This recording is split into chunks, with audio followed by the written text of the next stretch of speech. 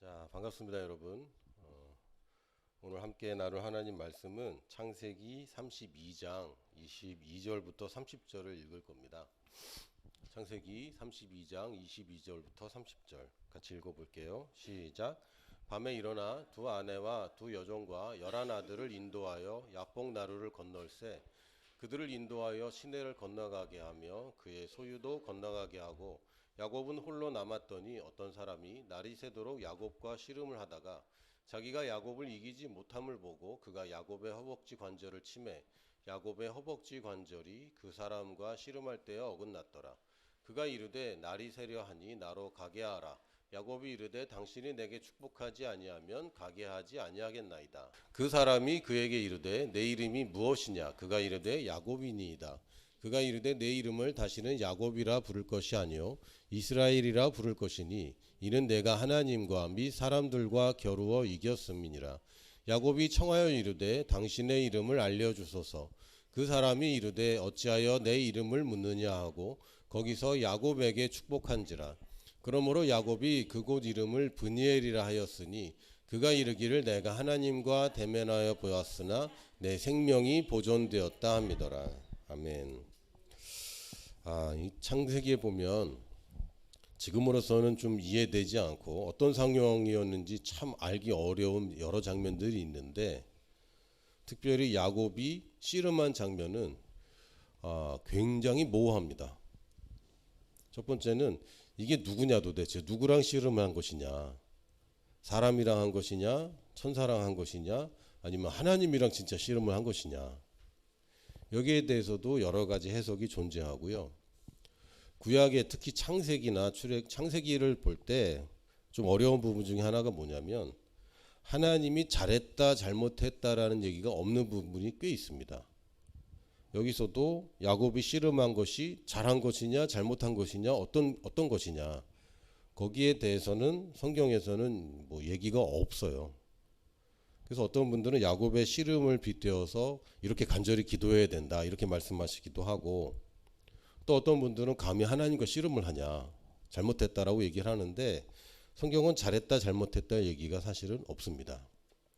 이 이야기의 배경을 보면 야곱이 외삼촌네 집으로 도망갔다가 결혼을 하고 아이들을 낳고 외삼촌한테 거의 노예 취급을 당하면서 어떤 그 임금을 받지 못하면서 무보수로 일을 하다가 결국 하나님의 은혜로 자기의 재산이 늘어나고, 자기 재산이 늘어나는 것을 외삼촌의 자녀 아들들, 그러니까 자기의 처남이기도 하면서 사촌인 이 사람들이 굉장히 싫어하는 것을 보고 여기서 좀 나가야 되겠구나라고 생각할 때 하나님께서 나가라고 얘기를 하셨고 집으로 돌아가라고 얘기를 하셔서, 또 야곱의 그 보통의 습성대로 자기의 습관대로 정면으로 이야기하고 나간 것이 아니라 몰래 도망가죠.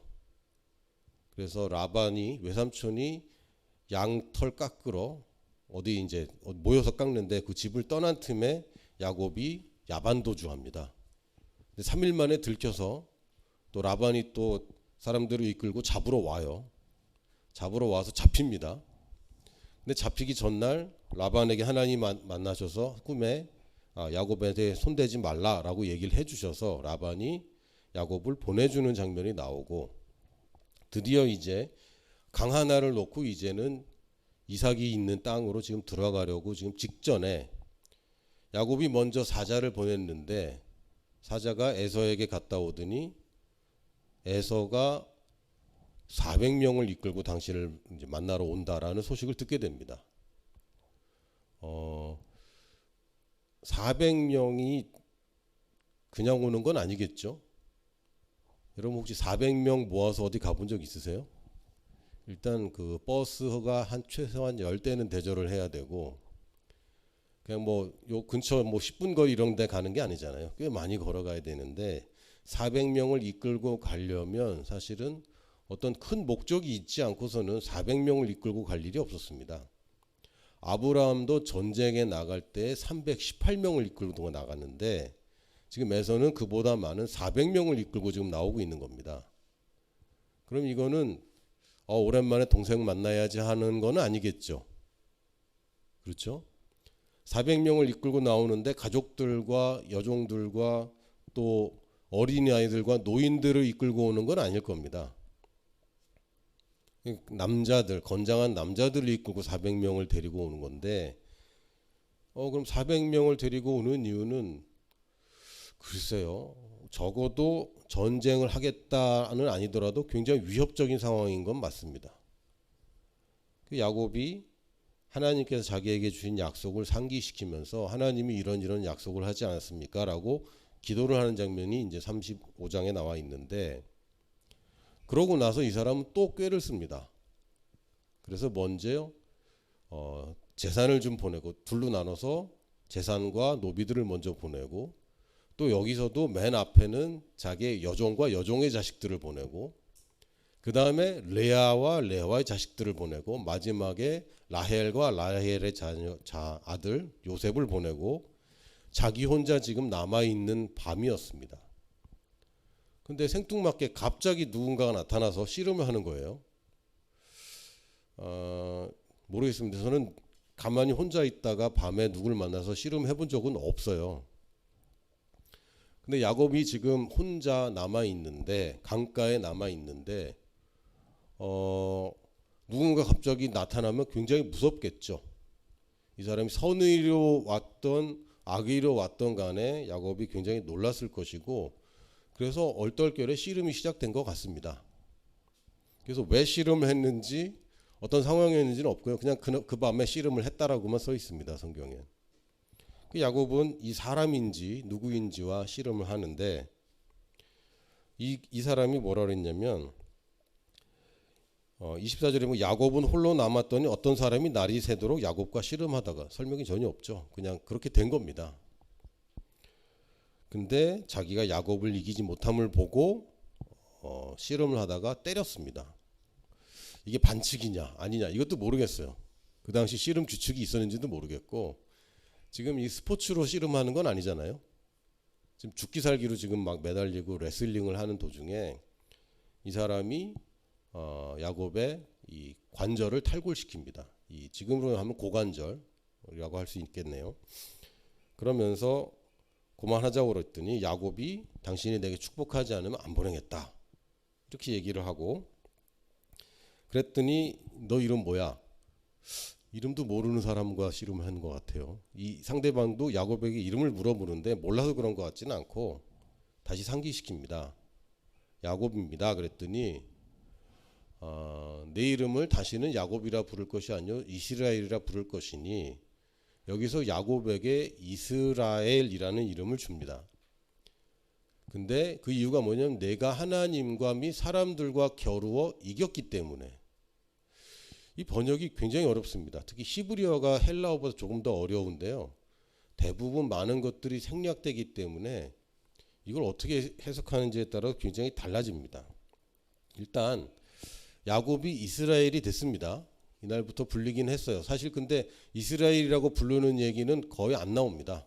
앞으로도 계속 성경은 야곱이라고 부르긴 하는데, 32절부터 야곱에게 새 이름을 주셔서 이제 새 정체성을 주셨는데, 야곱은 뒤꿈치를 잡는 자라는 뜻이었는데 이스라엘은 하나님을 이긴 자라고 이제 번역은 그렇게 되어 있습니다, 대부분.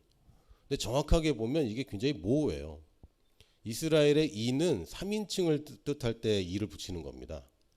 스라, 우리는 스라라고 하는데 이건 사라라는 말입니다.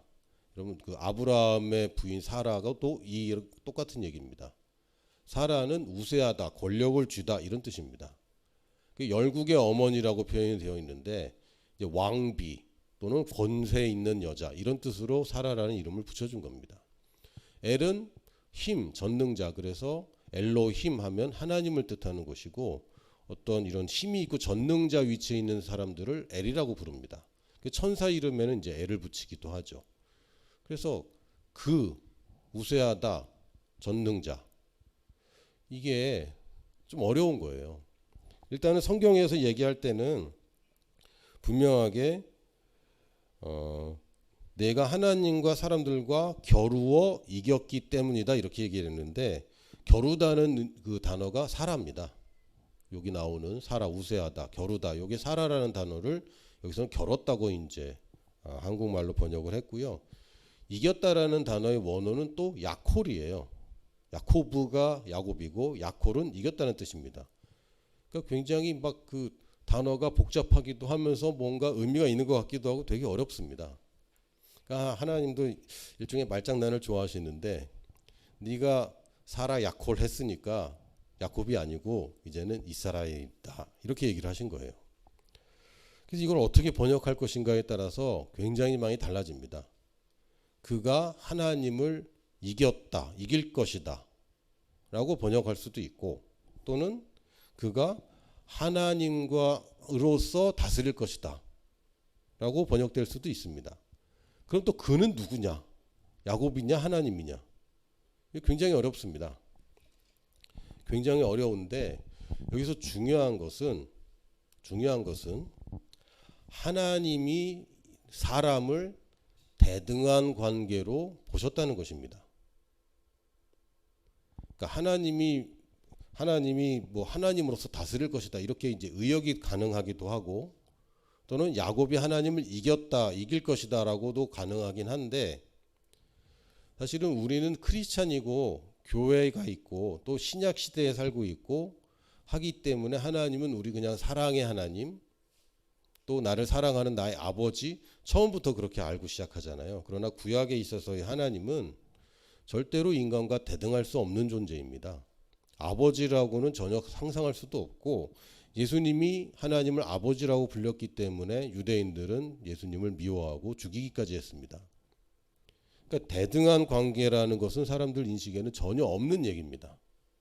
그런데 처음으로 하나님께서 사람으로 하여금 야곱을 하나님과 겨루는 자, 적어도 하나님과 겨뤄서 이 사람이 누구이든 간에 어쨌든 이길 수 없다고 선언을 했고, 져줬든 졌든 간에 이제는 우리에게 달려있음을 얘기하는 것입니다. 그 야곱은 자기 힘대로 살 때에 하나님이 적절할 때에 나타나서 도와주셨고, 이 사람이 자기 방법대로 살아가려고 할 때 하나님이 그냥 간섭하셔서 나타나셔서 도와줬다면, 이제는 하나님께서 너와 내가 이제는 우위를 다투는데 결국은 주도권은 너에게 있다고 말씀하시는 것입니다. 하나님이 자기 맘대로 하는 이제 그런 관계가 아니라 우리에게 맡겨주신 관계가 되었고, 그것이 이스라엘의 시작입니다. 결국 하나님이 우세한가 내가 우세한가, 이것이 중요하게 돼버린 거예요. 지금도 크리스찬들이 이걸 가지고 싸웁니다. 어떤 사람들은 여전히 하나님과 씨름합니다. 그래서 하나님과 씨름하는 게 잘한 거냐 못한 거냐, 야곱은 잘한 건지 못한 건지 저도 잘 모르겠어요. 그러나 우리는 잘못하는 겁니다. 이제 우리는 하나님과 씨름할 필요가 없습니다. 구약에 좋은 예들이 분명히 있긴 하지만 그렇다고 우리가 그것을 모범으로 사용해서는 안 됩니다. 왜냐하면 하나님과 싸운다는 것 자체는 우리가 실수로 그럴 수는 있지만 우리가 그것을 모범으로 가져갈 수는 없는 것이죠. 물론 야곱이 축복을 받으려고 그렇게 애를 쓰지 않았냐라고 인간적인 관점에서 보면 칭찬받을 만합니다. 그러나 계속 지금 3주째 야곱과 관련된 얘기를 하는데, 하나님은 이미 축복의 약속을 하셨고, 하나님이 가라 그래서 가는 것이었고, 하나님이 모든 것을 주관하고 계셨는데, 야곱이 또 누군가를 붙잡고, 여기 보면은 이 사람이 하나님이라고 알지 못한 채 씨름한 것입니다. 야곱은 누군지 모른 채 씨름을 한 거고, 나중에 보고서야 이거 내가 하나님하고 씨름을 했네 이제 깨달은 거죠. 결국은 야곱은 여전히 하나님인 줄 모르고 축복을 받아내려고 애를 썼던 장면이기 때문에 이것을 우리가 모범으로 할 수는 없습니다. 우리는 하나님과 씨름할 수는 없어요. 물론 우리가 이스라엘이라고 불림을 받는데 우리가 새 이스라엘이잖아요. 그런데 여전히 하나님을 이겨먹는 자가 될 수도 있습니다. 첫 번째 하나님을 이기는 방법은 불순종하는 겁니다. 그리고 이겼다고 생각해요. 하나님이 말했는데 나는 불순종했어. 그럼 누가 이긴 거죠? 자기가 이긴 거죠. 이런 식으로 이기는 사람들이 있습니다. 저를 포함해서. 이거는 좋은 게 아닙니다. 혹은 마지못해 따라가는 경우도 있습니다. 나는 별로 이렇게 원하지도 않고 좋아하지도 않고 이게 굴복한 순종한 상태가 아니라 마지못해서 어쩔 수 없이 하면서 하나님을 섬긴다고 얘기할 때도 있습니다. 죄송합니다. 여기 혹시 마지못해 오신 분 계시다면 지금 빨리 회개하시고, 목사도 마지못해 예배 드릴 때 있거든요. 안 그래야 되는데 이 부담될 때도 있습니다. 그러나 거기서 빨리 돌이켜야 됩니다. 그것은 하나님을 이기고 있는 상태가 아닙니다. 불순종은 하나님을 이겼다고 착각하지만, 그리고 내가 불순종을 해도 하나님이 나한테 벌을 주지 않기 때문에 내가 이겼다고 착각할 가능성도 있습니다. 아버지를 속였다고 착각할 수가 있어요. 이 아버지들이나 어머니들은 아실 거예요. 자녀들이 속였다고 착각할 때가 있습니다. 그리고 자기가 이긴 줄 알죠. 이것도 우리들이 하나님과 씨름하면서 갖는 착각 중에 하나입니다. 또 하나는 떼쓰기예요. 떼법도 요새 떼법이다, 무슨 법이 사람의 감정 때문에 만들어진 거 아니냐 이런 얘기 하는데, 하나님한테 떼를 써서 최고의 것을 얻을 수 없습니다. 다시 한번, 하나님을 움직여서 내가 최고를 가져갈 수 없습니다. 이걸 여러분이 상기하셔야 됩니다. 여전히 많은 교회에서 구약적인 배경으로 내가 뭔가 기도 제목을 놓고 내가 원하는 것을 놓고 그것을 관철해서 낸 것을 마치 승리인 것처럼 얘기할 때가 있는데, 이것도 하나님을 이겼다고 볼 수는 있어요. 그러나 진짜 승리는 아닙니다. 왜냐하면 최고의 것은 하나님께 때를 써서 얻어낼 수 없습니다. 간혹 가다가 소 뒷걸음질 치다가 쥐를 밟듯이 내가 원하던 것이 하나님의 최고의 부르심과 맞을 때도 있을지 모르겠습니다. 그러나 그것은 보장된 것이 아닙니다. 보장된 것은 하나님이 말씀하시는 것을 내가 따라가면 최고를 얻게 되어 있습니다. 하나님이 약속하신 것을 내가 믿기 시작하면 최고를 얻게 되어 있습니다. 그러나 내가 원하는 것으로 시작하면 하나님을 이겨버리게 되고, 하나님은 져줄 수밖에 없기 때문에 그냥 그렇게 가는 겁니다. 자식이 이기는 부모 못 봤다는 얘기가 있잖아요. 제가 그렇게 이기고 살았던 것 같아요. 저희 부모님을 제가 많이 이겼습니다. 저희 아버지는 이기기 조금 힘들었는데 그래도 많이 이겼고요. 저희 어머니는 많이 이겼습니다. 제가 제 막 하고 싶은 대로 제가 원하는 대로 살아봤는데, 나이를 먹고 보니까 옛말에 어른들 하는 얘기가 틀린 얘기가 없더라 하는 얘기를 많이 생각하게 됩니다. 그리고 모르겠어요. 저희 자녀들이 어떻게 생각하는지 모르겠는데, 우리 자녀들은 아빠를 이기고 있다고 생각해요? 아빠가 이기고 있다고 생각해요? 아빠가 이겨요? 감사합니다. 아직은 제가 좀 이기고 있는데 사실은 많이 지고 있습니다. 자녀들은 잘 모르고 있는데 제가 타협하는 게 굉장히 많거든요. 예를 들면 영화 보는 거, 아빠 이건 서비스야? 이런 영화 보는 시간을 제한해 놨거든요. 그래서 딱 일주일에 영화 2편 이렇게 정해 놨는데, 누가 와서 아빠 이것도 보고 싶은데 아빠 서비스로 좀 보게 해주면 안 돼? 이러면 또 제가 집니다. 예전에 제가 먹는 거 제한한 게 있는데 라면하고 탄산음료를 제한한 적이 있었어요. 아주 철저하게 제한한 적도 있었습니다. 근데 제가 알았어요. 뭐냐면 언제까지고 이길 순 없다. 결국은 허락해야 되는데 그걸 늦추는 수밖에 없는 거예요. 그러니까 진짜 못 이기는 거죠, 사실은. 진짜 단시간은 이길 수 있어요. 그러나 그거를 계속해서 자녀를 이겨갈 수는 없는 것 같습니다. 하나님께도 저희가 그런 입장이라는 것을 우리가 이해해야 합니다. 내가 뭔가 원하고 지속적으로 뭔가를 갈망하고 있으면 하나님이 그걸 들어줄 수밖에 없는데, 문제는 뭐냐면 그게 허락하신 뜻 수준에 머물러 있다는 게 문제인 거죠. 내가 원하는 것과 하나님이 원하는 것 사이에 괴리가 있을 수 있습니다. 내가 볼 수 있는 시야와 하나님이 가진 시야는 거리가 차이가 굉장히 큽니다. 그렇기 때문에 내가 가장 중요하다고 생각하는 것, 이거 큰일 난다고 생각하는 것과 정말 하나님이 보실 때 내게 가장 중요하다는 것에는 괴리가 있습니다. 그걸 인정해야 돼요. 그래서 하나님께 매달리는 것보다 더 좋은 것이 있다면 뭐냐면 하나님이 말씀이 뭐라고 말하는가 하고 내게 적용시키는 것입니다. 하나님이 내게 원하는 인생의 최고의 인생이 무엇인가를 알고 그것을 기도하는 것입니다. 근데 알고 기도할 수가 없잖아요. 그래서 하나님께서 저희에게 선물을 주셨는데 이 좋은 선물이 뭐냐면 방언기도입니다. 방언기도는 내가 뭐라고 하는지 모르는데 하고 있는 기도인 거죠. 이번 주에 또 한 분이 저를 방문하셔서 저녁 때 찾아와서 같이 밥 먹고 커피 마시고 사무실에 와서 같이 방언을 받았습니다. 근데 제가 이렇게 설명했어요. 방언은 일종의 치트키인데요. 치트키가 뭔지 아세요? 잘 몰라요. 그럼 사기템 이건 아나요?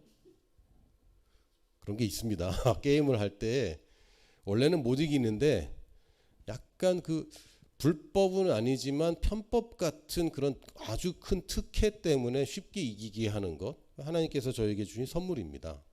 그래서 방언의 효능 중에 뭐 굉장히 다른 여러 가지 많은 효과들과 좋은 것들이 있지만 가장 우선적인 것은 내가 뭔가 기도를 하는데 내가 알지 못하는 겁니다. 이게 포인트입니다. 하나님이 내가 뭔가를 기도해야 기도 응답을 해줄 텐데 내가 할 수 있는 기도는 내 사고와 내 지식에 한정되어 있고 또 내가 선호하는 방향으로밖에 기도를 못 하잖아요. 그리고 심지어는 내 가족에게 또는 내가 사랑하는 누군가에게 혹은 선교지에 있는 누군가에게 있는 필요를 누군가가 기도해야 되는데 아무도 기도하지 않을 때 하나님께서 나에게 선물을 주셨는데 내가 알지 못하는 언어로 기도하게 도와주시는 겁니다.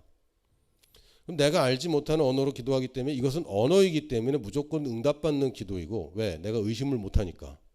알아야 의심을 하죠. 내가 뭐라고 기도하는지 모르는데 의심을 할 수 없기 때문에 이건 100% 응답받는 기도일 뿐만 아니라 내가 생각하는 나의 가치관과 상관없이 나에게 가장 좋은 것을 기도할 수밖에 없습니다. 왜? 하나님이 원하는 그것을 기도할 수밖에 없기 때문에.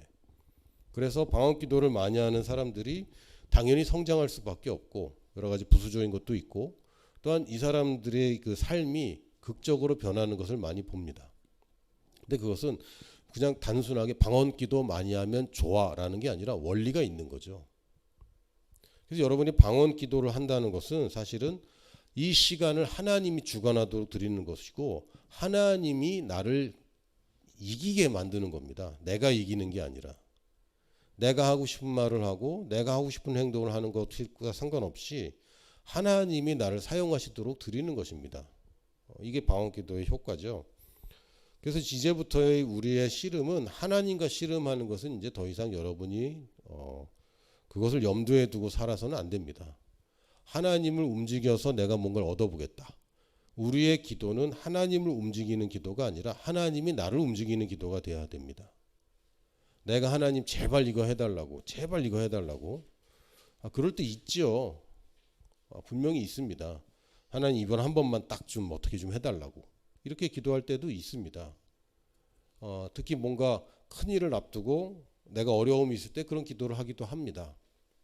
그걸 가지고 하나님이 너는 틀렸어, 너는 가망 없어, 너는 잘못했어 이렇게 얘기 안 하세요. 마치 우리가 자녀들을 보듯이 하나님이 또 져줄 수도 있습니다. 하나님은 사랑이시고 하나님은 최선이 무엇인지 늘 알고 계시기 때문에 하나님께서 내가 그렇게 원하는 게 있다면 허락해 주실 것입니다. 그런데 그 허락이 정말 우리에게 좋은 것인지는 이제 우리는 잘 판단해야 됩니다. 에베소서 6장 12절에서 13절을 보면 우리의 씨름은 야곱의 씨름은 자기를 축복해 달라는 씨름이었습니다. 자기를 향한 씨름이었죠. 이게 하나님인지 누군지 어쨌든 간에 당신이 나를 축복하지 않으면 내가 놓지 않겠다라는 자기 자신을 위한 씨름이었습니다. 축복을 위한. 그러나 이제 축복받는 자리에 가 있고 축복의 약속이 분명 우리가 사인이 되어 있는 계약서를 갖고 있는 우리에게는 축복을 해달라고 더 이상 씨름할 필요가 없습니다. 나의 문제로 나의 위기 때문에 하나님과 씨름하는 것은 이제 우리의 씨름이 아닙니다. 우리의 씨름은 혈과 육을 상대하는 것이 아니요 통치자들과 권세들과 이 어둠의 세상 주관자들과 하늘에 있는 악의 영들을 상대함이라. 그러므로 하나님의 전신갑주를 취하라. 이는 악한 날에 너희가 능히 대적하고 모든 일을 행한 후에 서기 위함이라. 우리가 씨름하는 것은 이제 육신적인 거 가지고 씨름하는 게 아니야. 우리가 먹고 사는 거 가지고 씨름하는 거 아니고, 너희 문제 해결하려고 씨름하는 게 아니고, 사람들을 어떻게든 바꿔보고 상황을 어떻게든 바꿔볼까라고 씨름하는 게 아니다라고 얘기합니다. 물론 여러분들이 일을 해야 되고 결정을 해야 되고 지식을 가지고 정보를 가지고 파악하고 이해하고 결정을 해야 합니다. 그런 것은 전혀 상관없이 앞뒤 안 재보고 기도만 하고 응답받아서 할 수 있으면 그거 얼마나 좋겠어요. 그러나 거기까지 가기 전까지도 여러분 살아야 하는 것이고, 여러분이 영적으로 성장하면서 사실은 이 영의 세계로 더 넓어지고 거기에 영향력이 더 커질 겁니다. 그러나 당장 오늘부터 이제부터는 내가 모든 걸 결정할 때 기도만 하고 해야지라고 하기에는 굉장히 위험스럽죠. 왜냐하면 내가 그 정도 수준이 안 되어 있기 때문에.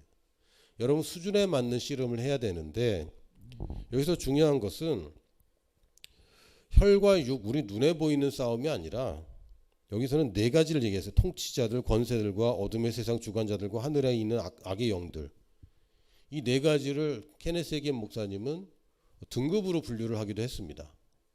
근데 이것도 참 단어들이 좀 쉽지 않은 단어들인데, 오늘은 그 얘기를 하면 그 얘기는 아니고요. 여기에는 적어도 하나님이 안 계시다는 거예요.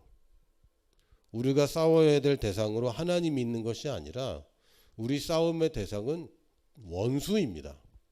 하나님을 움직여서 뭔가를 얻어내는 게 아니라 하나님을 대신해서 내가 싸우는 겁니다. 이제는 우리의 씨름은 하나님과의 싸움이 아니라 하나님과의 싸움입니다. 뭐죠 이게? 하나님과 싸우는 게 아니라 하나님과 함께 적들과 싸우는 것입니다. 이래서 이게 해석이 굉장히 어려워지는 건데요. 하나님과 함께 이 적들을 싸워서 이기는 것이 진짜 이스라엘입니다. 근데 이스라엘 백성들 보면 하나님과 막 싸웠죠. 이겨보려고 싸우고 도망가려고 싸우고 불순종하려고 싸우고 하나님 움직여보려고 애를 썼는데, 그건 진짜 싸움이 아니라 이제는 하나님과 한편이 되어서 하나님의 대리인이 되어서 하나님으로서 다스리는 것이 진짜 이스라엘입니다. 뭘 다스리느냐? 이 세상을 다스리는 거죠. 그럼에도 불구하고 우리가 많이 지는 것이 여러 가지 있는데, 첫 번째는 가치관에서 지고 있는 경우가 많습니다. 이번에 보니까 또 확진자들이 나왔는데, 이제 젊은 사람들 가운데서 특히 동성애자 가운데서 지금 확진자가 갑자기 막 많이 나오고 있는데, 동성애자들의 가장 그 심각한 특징 중에 하나가 뭐냐면요, 자존감이 굉장히 낮습니다. 대부분 그 세상에서 인정을 받지 못하고 자기 스스로의 자존감이 굉장히 낮아요. 그렇기 때문에 어떻게 하냐면요, 인생을 막 삽니다. 그 장기적인 계획을 가지고 진짜 이렇게 투자하는 사람보다 인생을 막 사는 사람들일 수밖에 없어요. 이번에도 확진자들 가운데 막 동성애자들 모임에서 막 확진자들이 나오기 시작했는데, 이 사람들은 자기가 그냥 뭐 그러다 죽으면 죽는 거지 정도로 생각합니다. 여기에 또 군인들이 또 확진자가 나왔더라고요. 군에서는 방침이 집에 돌아가면 밖에 나가지 말아라, 이런 방침을 갖고 있다고 합니다. 근데 이 사람들이 가서 이제 막 노는 거죠. 위험한 곳에도 막 출입을 하고. 이 가치관이 변하지 않으면요, 그 하나님 주신 온전한 축복을 누리기가 굉장히 어렵습니다. 어디가 가치 있는지를 모르는 사람한테 계속해서 시킬 수는 없는 거예요. 나는 이걸 선호한다고 철석같이 그 아주 관념으로 굳어져 있는 사람한테 이거 말고 저걸 해야 된다고 그러는 것은 굉장히 어렵습니다. 먼저 바꿔야 될 것은 우리의 가치관입니다. 가치관은 뭐가 가치 있느냐에 따른 나의 관점이죠. 내가 누구인지를 제대로 아는 것, 이게 늘 먼저입니다. 안 그러면 하나님께 불순종하거나 하나님께 떼를 쓰거나 하면서 하나님과 싸우게 되는데, 이런 가치관들이 습관을 만들고 또 우리에게 기억이 남아 있어요. 나는 변했는데 여전히 습관이 있는 겁니다. 나는 변했는데 여전히 기억이 있는 거예요. 나의 본질이 변했는데 여전히 나는 똑같은 일을 하고 있을 수도 있는 겁니다. 대부분의 동화들은 그리고 행복하게 살았더라 이렇게 끝나지 않습니까? 대부분. 근데 저는 가끔 그 다음에 어떻게 살았을까라고 생각을 좀 해보면요, 정말 행복하게 잘 살았을까? 잘 모르겠습니다. 그렇게 잠자다가 왕자가 와서 뽀뽀해줘 갖고 살아나서 결혼하면 잘 살 수 있을까? 그렇게? 처음 만나서 그렇게 그냥 다짜고짜 결혼해서 정말 잘 살 수 있을까? 잘 모르겠어요. 가치관이 다를 텐데. 특히 신데렐라 보면은 신데렐라가 왕자랑 결혼해서 정말 잘 살았을까? 배워야 될 게 엄청 많을 텐데. 신데렐라는 자기 정체성이 재투성입니다. 늘 청소하고 그 굴뚝 청소하고 재 뒤집어 쓴 재투성인데, 이 여자가 갑자기 왕비가 됐을 때 옛날식으로 살지 않을까? 여러분 예전에 귀족이나 왕들 보면은 그 격식이 굉장히 까다로운 거 아시죠? 허리를 뭐 하면 안 되고 뭘 하면 안 되고, 뭐 예전에는 뭐 육군사관학교에서도 저희 김진호 목사님 얘기 들으면 이 직각 식사해야 되고 이런 거 들어보셨어요? 혹시 여기 해병대 출신 계세요? 해병대들 앉을 때 어떻게 앉는지 아세요? 바닥에 앉을 때 공중으로 펄쩍 쪄서 앉습니다.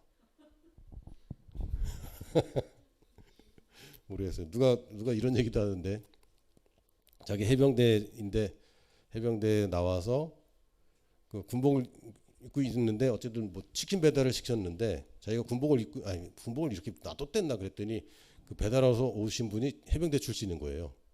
몇 끼냐고. 몇 끼라고 그랬더니 자기 후배라고. 맛있게 잘 먹으라고.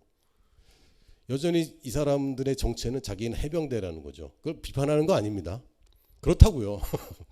이게 아닌 사람들은 보면은 왜 저래? 라고 할 정도의 그런 가치관이 있는데, 하나님과 하나님의 백성들이 원래 보기에는 우리들 볼 때 왜 저래? 라고 하는 게 있는 거죠. 왜 저래? 왜 저래야 돼? 이게 우리의 가치관에 이미 스며져 있는 것을 인정해야 됩니다. 예수님을 믿게 될 때 자기가 죄인인 것을 인정하지 않고는 예수님이 필요하지 않은 것처럼, 내게 뭔가 문제가 여전히 있어. 내 본질적인 문제가 아니라 내 생각에, 내 습관에, 내 기억을 해석하는 이런 것들에 문제가 있다라는 것을 인식해야 됩니다. 내 가치관에도 여러분과 저의 가치관에 여전히 문제가 있습니다. 여전히 꼭 해야 된다고 생각하는 것들이 있고 없어서는 안 되는 것들이 있다고 생각합니다. 이런 가치관들은 성경에서 새롭게 조명해야 됩니다. 또 하나는 외부에서 들리는 소리들이 있어요. 이 외부라고 제가 왜 표현했냐면 이게 사람의 소리가 아닌 경우도 굉장히 많습니다.